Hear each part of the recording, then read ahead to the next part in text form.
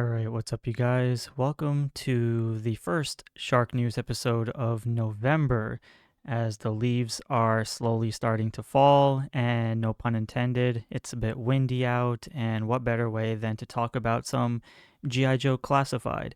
Now, this video is something completely new, something I had such a hard time trying to figure out what's the easiest way to do this particular video, in the sense of I want this to be for the collectors who are new to G.I. Joe Classified, those who are casual collectors who don't necessarily understand the extreme fundamentals of collecting G.I. Joe, because like your Marvel Legends, we know that there are hardcore Marvel Legends fans who know their source material in terms of cartoons, comics, and movies, etc., etc. So the G.I. Joe Classified line is not too far away from that realm per se, but it might get a little confusing because there are collectors who probably go toy hunting, or they look online and they're just like, wait a minute, I've seen this figure before, or wait a minute, I've heard this name before, but why does he have different colors? Why does he look different here? So this video is basically for those collectors. Now, if you're someone who already knows Classified, who's been here since the year 2020, then this video may not find you any helpful, but for those that are new, and if you want to understand the concept of collecting GI Joe, if you're someone that wants to know the basic fundamentals of it, even though these are just toys, but again, I tried my best to really figure this out, because right now I have a headache, and yeah, it's, man, it was so difficult just to like break this down, but I'm going to try my best to make it as easy as possible, but I'm pretty sure it's going to get completely messy and it's going to get chaotic. So with that being said, if you're going to be watching all the way towards the end, whether you're new or old collector, thank you so much for supporting the channel. Make sure you subscribe to the channel, because it'll definitely help the channel grow in all ways possible. So for those that are new to G.I. Joe, this video is called the, I guess, G.I. Joe Classified 101. So what you need to know here first is the packaging. The packaging plays a huge role in the G.I. Joe Classified line. So first and foremost, let's take it back. This is the brief portion of it. So let's take it back. When the G.I. Joe Classified line just started, you had the packaging where you had the bubble, or I should say the plastic, and then you had the artwork on the right-hand corner. You had the name of the character, the logo G.I. Joe in white, and the number on the top, which still continues towards today. So the number system is interesting, but it creates a lot of FOMO for the OCD collectors. But if you're a casual collector, you'll see that the G.I. Joe Classified line started with a very Fortnite-esque modern updated armor designed for characters. It was also inspired or based off of the video game Operation Blackout. So they were heading in a certain direction. Fans backlashed like crazy, and they wanted original G.I. Joe characters. They didn't want this crazy armor, super duper modern updates, but we'll get into that shortly. So if you see packaging like this, where it has the figure, and then you have like shin guards and this type of armor, and the artwork on the right side, this is basically the forefront of G.I. Joe Classified. This is where it all started. This is where it began. This is where the first earlier renditions of the figures. As the line progressed, the G.I. Joe, or should I say the Hasbro team, all Hasbro in general, decided to step away from the bubbles, or should I say the plastic packaging, and they wanted to help save the environment by giving us boxed artwork, which at this point was the hardest part, because we didn't know, because of due to scalpers and crazy collectors out there who are fig swapping like crazy. A lot of times we didn't know if the figure was actually in there or not. They wanted to help save the world, and so they decided to get rid of all the plastic packaging and give us this cardboard layout of with freelanced artists and stuff like that. This unfortunately did not go too well amongst many collectors, because so many people were being scammed and robbed over their figures, that the G.I. Joe team decided to go back into regular packaging, but before they did, I guess they didn't want to hire too many artists because, it cost probably them a lot. So what they ended up doing was, keep in mind that this is like more cartoony artwork. Every artist had their own art interpretation. They later transitioned from that to figures where it has like a rendered version of the figure. So going from the regular figure in package to an artwork style and then to a rendered version. So now you're on phase 3 at this point. Phase 3 is basically the rendered version of the packaging, and at this point you're probably around the mid I don't know, 2022, 23. I don't know, it's somewhere around that area. And then as we moved forward, they went back to the plastic packaging. Why? Because maybe they don't care about the earth anymore. Maybe they don't give two shits about how the system worked, in the sense of collectors were just pissed off that they didn't want to see this type of packaging. They wanted to go back to the old packaging. So Hasbro probably said, you know what, the hell with the environment. Let's give them a smaller packaging. So if you get to the point where you're collecting G.I. Joe and you see the packaging is more of a smaller scale packaging, it's more of a snug fit, and it's like more black borders within the box art, then you know that you are basically in the modern era of collecting, in the sense of this is where we are at this moment. So there's 4 variants of packaging, and that's as far as we got.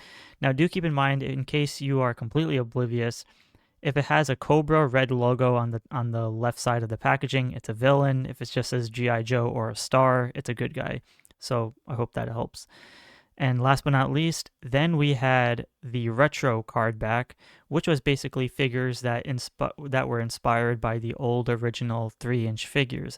Now these figures were basically in the realm of, you can either have completely accurate versions of how the old 3-inch versions were, completely blown up into 6-inch scale, or you can go all the way to the left of the screen where you see that first Duke figure, where it was either interpreted as a modern update of an old figure, or later go down into a retro style, which again, I'll hopefully decipher all this shortly.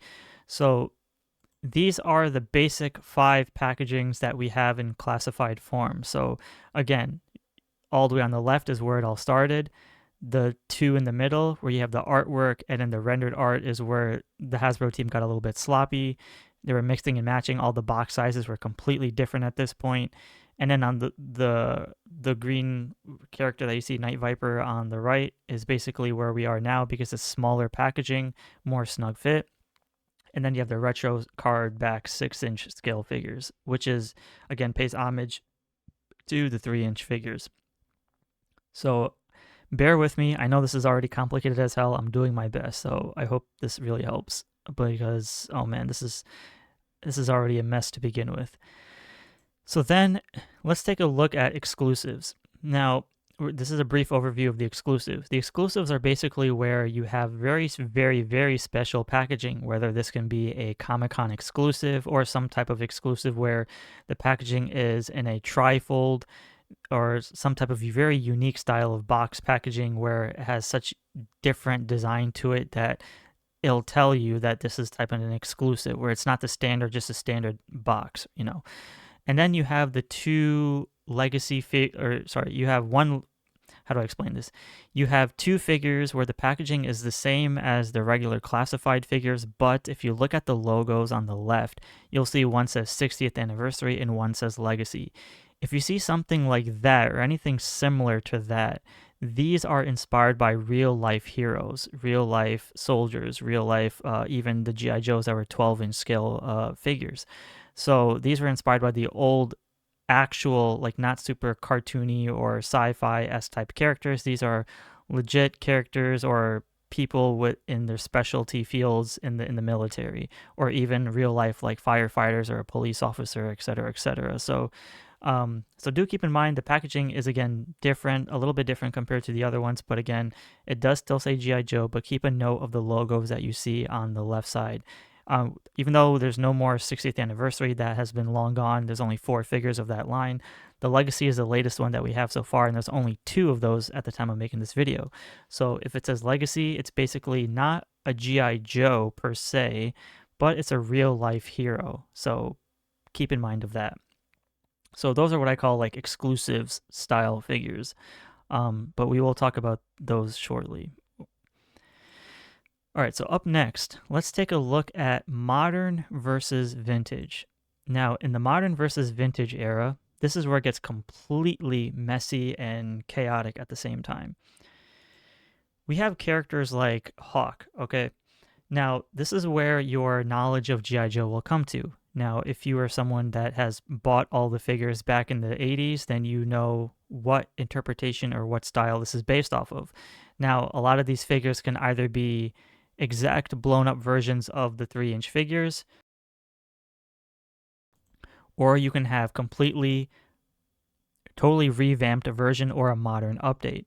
So this particular Hawk figure is more on it's the version 2 Hawk, but it's as iconic as the original version 2 Hawk, but it has slight updates to make it a 6-inch figure. So it's pretty cool, and we'll talk about more of it shortly. However, if you're someone that wanted to collect the original 13, the original characters where they were just all in plain green, the G.I. Joe Hasbro team re-released the same character, but this time it came with the MMS. Now, again, 2 of the same characters, but this goes back into your preference of collecting. Do you want a modern version of what you had before, or do you want to have a figure that you grew up with that looks very much exact to the T? Now, do not confuse this with retro, because retro has its own style of packaging. So this is, again, going to be completely confusing, but I'm doing my best. Then you have characters like Firefly, who was part of the Cobra Island sub-team. Now, that scarred everyone, but regardless, the packaging that we see here, if you remember from the beginning of the video, that Duke figure was basically in the same Operation Blackout video game style, where these were super duper heavily modified versions of what characters we had prior. Okay, so because fans backlash, the figures were too much of a departure from what we grew up with. The G.I. Joe team said, hey, you know what? Fine, you want a better version or an accurate version to the character that you grew up with? Bam, here is your Firefly. So this is where it gets confusing, because we had an original version of a Firefly, which is completely new, completely modern, completely updated. But the new packaging with the render artwork that you see in the front now pays homage to the classic versions, but has slight updates, but still classic. Yet it is not a retro carded figure. So what does the retro carded figure mean? Hang tight, we'll get into that shortly. So now we have two of the same figure names, but the design choices are completely different in the sense of one is completely modern and updated. The other one is like the classic version that you remembered growing up, but it's in a modern packaging, but it's not retro. Are you following along? Good, because I already lost myself. And then you have characters like CoverGirl, who has a completely modern update, yet tries to stay as classy as the original, but also got a retro card treatment where this character looks like how a lot of people remembered her by, with the blonde hair, even though the original version was more so like, how do I explain it? Action figure form, but now where it gets confusing is now the G.I. Joe team says, okay, we're going to give you characters that were also inspired by the cartoon, or not the cartoon, or even the comics. If you read the comics, there's also a comic version. So now keep in mind, you're dealing with characters that were either from the comics, the cartoon, or a reimagined version of what the character looks like in modern time. So 3 variant versions of the same character can exist in the world. So that goes up to you and how you want to research your figures. So we'll consider this the modern versus vintage part 1. Again, I know it's confusing, but hey, bear with me, guys. This is, all right, we're just going to keep going. For part 2, for modern versus vintage, this is where it gets even more complicated. You have characters like Barbecue, you have characters like Dial Tone, you have characters like Airborne. Now, all 3 of these characters is what you call, in the modern packaging, but the stylized choice of these characters are as classic to the original O-ring as it can get, which basically means not every character is going to get a retro card back treatment. Now, because it's in the new packaging, but the style design choice of these characters are so reminiscent to the old figures that it's very difficult to say we are going to re-release this figure in a retro card back style figure. However, they kind of went against their word in this sense, because if you look at other figures, we have Crazy Legs and then we have Zap. Now, how to make this more sense is imagine taking the figures like Crazy Legs that you see on the bottom right that's in the retro card packaging. So here's the difference. The retro card packaging has the bubble and it has the card artwork exactly like how you remembered it from the old 80s and 90s, whereas the ones on the top are the new modern, packaging of G.I. Joe Classified. So this is where it gets confusing. The three figures that you see on the top are basically, yes, they are modern, but again, they are very close to the original. The retro card backs are as original, like blown up versions of the 3-inch figures, but they also don't seem to be as different as the ones on top, in the sense of you can literally take those same two figures on the bottom, put them in the new packaging on top, and then you can pretty much confuse yourself that way. Whereas sometimes the G.I. Joe team says, hey, we're going to take the figures on top because they're so modern and updated and put them in the retro packaging to make them look like the old figures. That's how Classified should have been. You had the ones on top that looked very modern, very Armored-esque, and then the ones on the bottom to make them look exactly like how you remembered. Maybe this was a conscious choice because a lot of people wanted to pay more for retro packaging rather than new. So, like I said before, that barbecue figure that you see on the top left, he is so classic that he doesn't even deserve to get a retro treatment because there's nothing you can do to that figure to make it any more retro, in my opinion. But for certain figures, that also backtracks because sometimes the G.I. Joe team makes certain instances to kind of screw over collectors to say, you know what, regardless if it's that, maybe we'll change a few colors, maybe we'll strip away a few things. And that goes into the next topic, which is Retro Part 3. Now, for Retro Part 3, we had the first version of Zartan, muted colors, etc., etc. Now, this is where the G.I. Joe team gets a little bit greedy.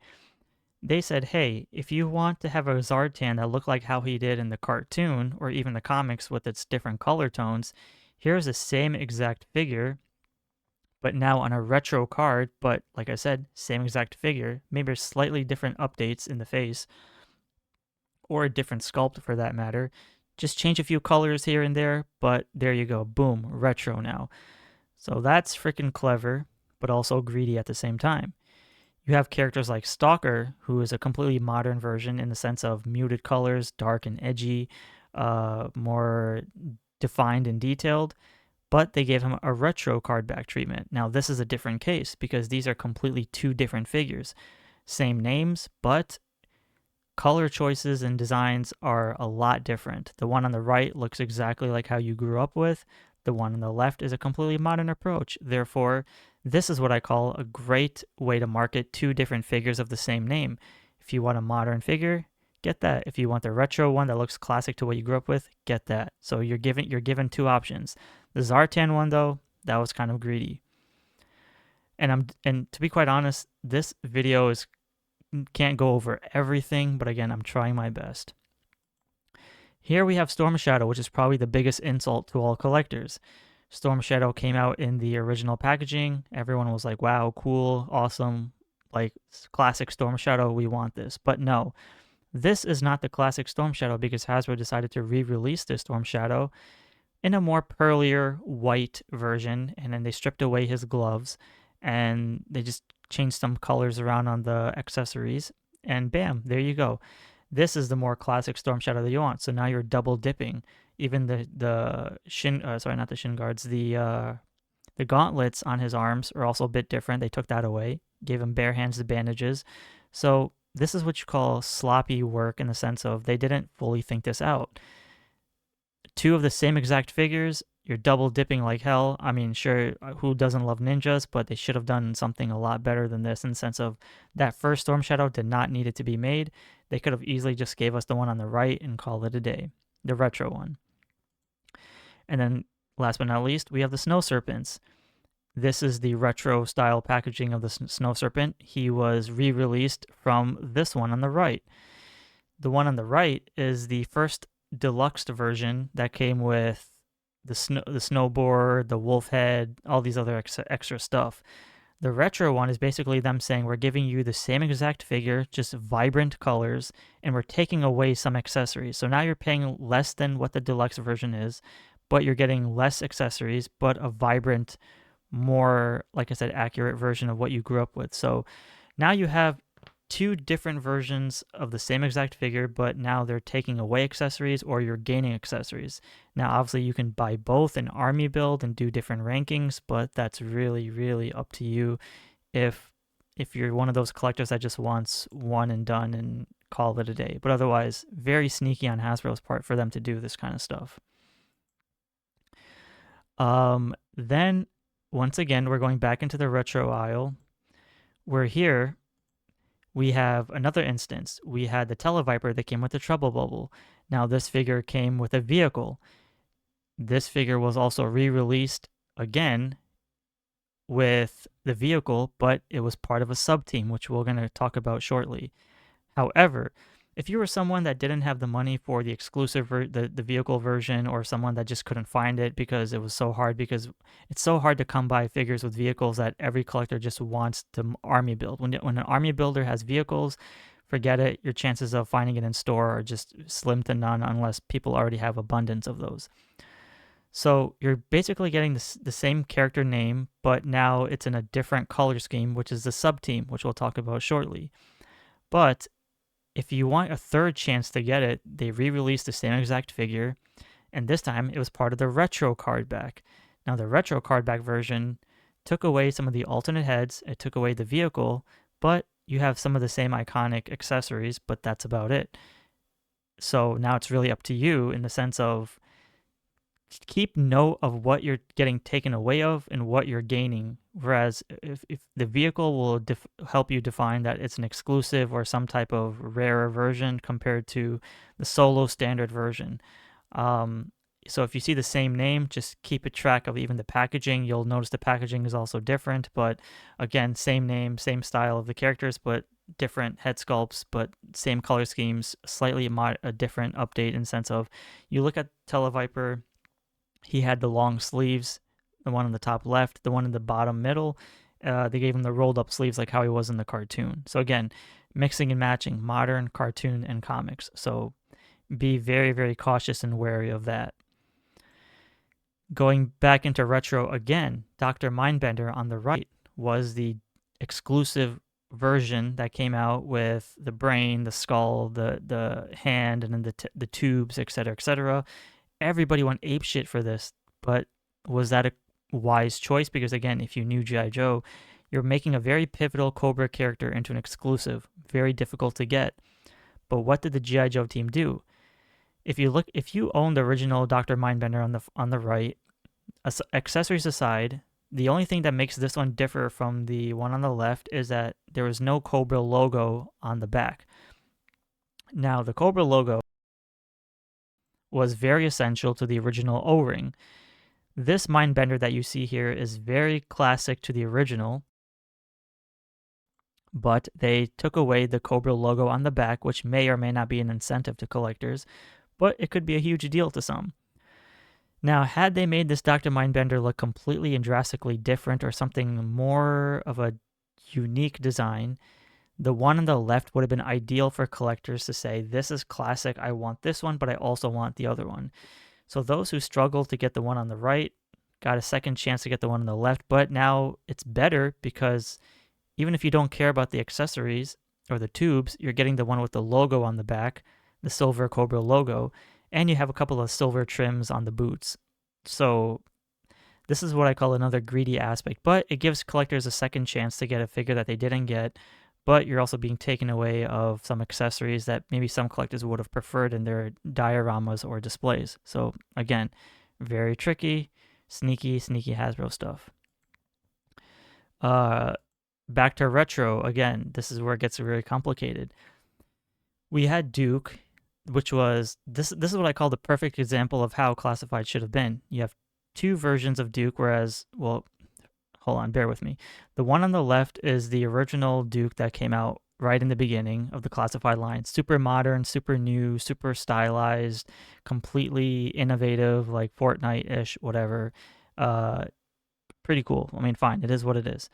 Then they give you a variant to kind of make it look like original in the sense of the color tones, but still have the same design. So now you're kind of like, okay, they were trying to backtrack color schemes to make it look more aesthetically fit, but they were still failing in that aspect. But then the Duke was re-released again as a retro cardback Duke to look like the original one from the 80s. So this is what I call a perfect example of best of both worlds. Either versions work. So they're not, unlike that Storm Shadow we saw where they're both so similar that you couldn't even really tell the difference other if you really look at it from the gloves, etc., or the colors of the white. This is what I call a good example of having two different Dukes. They both would look great in your collection. It doesn't even matter. You can have it or not. So this is where Hasbro kind of dropped the ball in the sense of, sorry, not dropped the ball. This is where they should have went in the direction, but they were heavily relying too much on retro because that's where fans wanted, but they were mixing and matching, made it so complicated that the retros look like the original classified figures in the sense of modern versions. The moderns look too much like the original retros. It was, they were in with slight little updated details, but still not that big enough of a deal.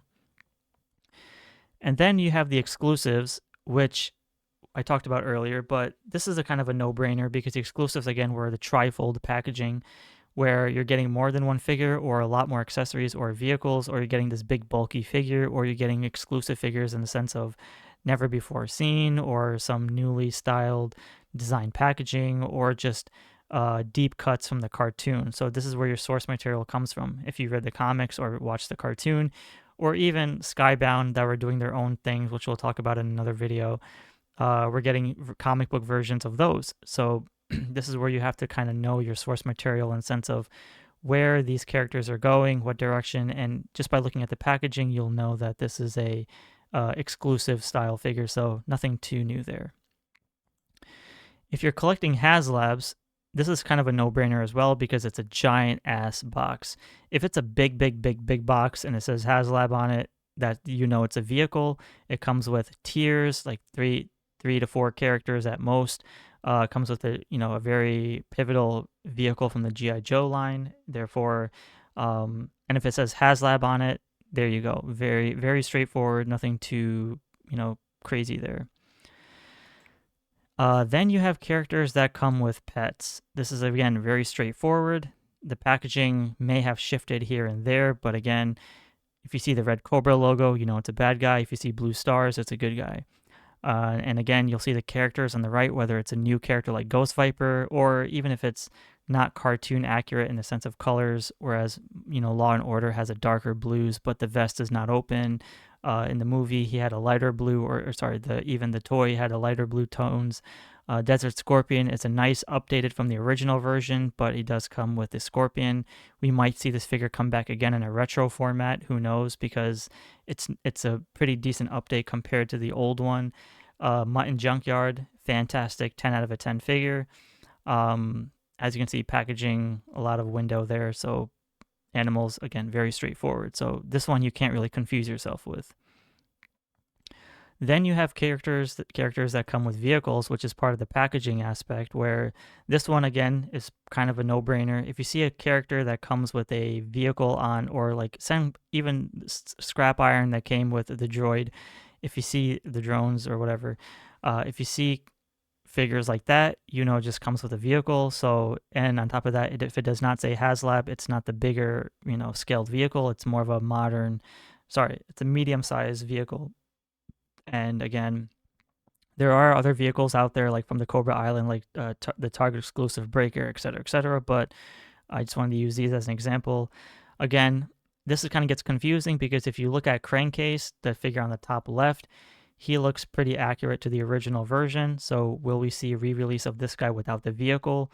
I don't think so. He looks fairly close to the original design. However, if you look at Clutch on the bottom right, he is such a modern update that comes with the vehicle. His appearance is so damn drastic that he could get a retro treatment in the sense of if you know your source material and the original figures, you'll know that this figure can be stripped down and come without the vehicle. So, yeah, I don't know, give and take.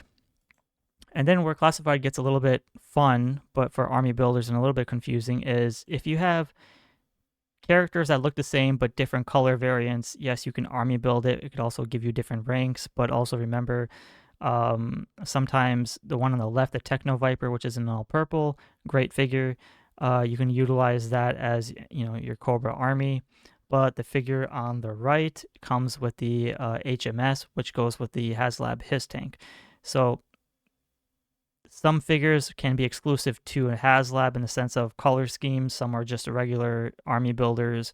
So it's really up to you. But this is another thing where it's like, oh, if you want, or you can choose which color scheme you want, or even if you don't care about the vehicle or the accessories, etc., etc. But again, you can never go too wrong if the design looks good or fits in the aesthetic of what you want in your collection. And then last but not least, we have these sub-teams. Now, this is slightly a no-brainer, but a little bit confusing, so I'll do my best to help you out.